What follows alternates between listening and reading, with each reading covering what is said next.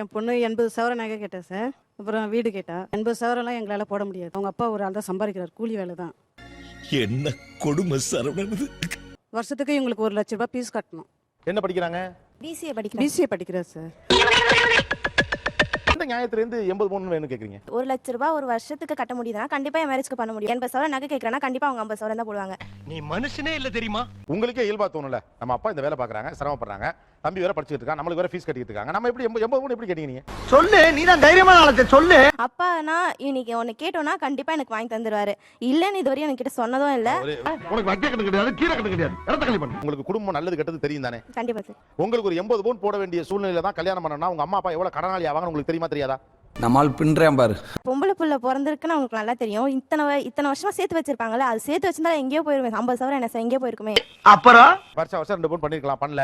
கையில பெருசா காசு இல்ல. இப்ப என்ன பண்ணலாம்? லோன் எடுத்து சொல்லுங்க. என்ன திமிரு பாத்தியாடா? லோன் எடுத்து தான் பண்ணுங்கறீங்க. கடனாளியானா பரவாயில்லையா? என் தம்பி இருக்கான், அவன் சம்பாரிச்சு கட்டிப்பான் சார்.